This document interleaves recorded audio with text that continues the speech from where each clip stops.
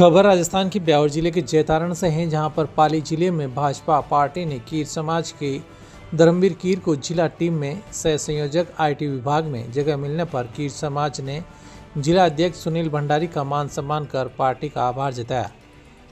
Bhajpa party के जिला अध्यक्ष सुनील भंडारी ने पार्टी का दुपट्टा पहनाकर नई जिम्मेदारी मिलने पर धर्मवीर कीर का मान सम्मान किया।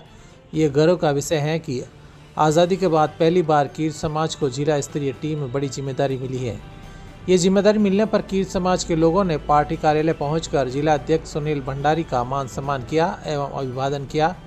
इस दौरान समाज सेवी हुक्माराम कीर पाली, इंजीनियर राजेश कीर, मुकेश कीर, एडवोकेट परमेश्वर कीर, समाज सेवी गेवरचंद कीर सहित समाज बंधु मौजूद रहे।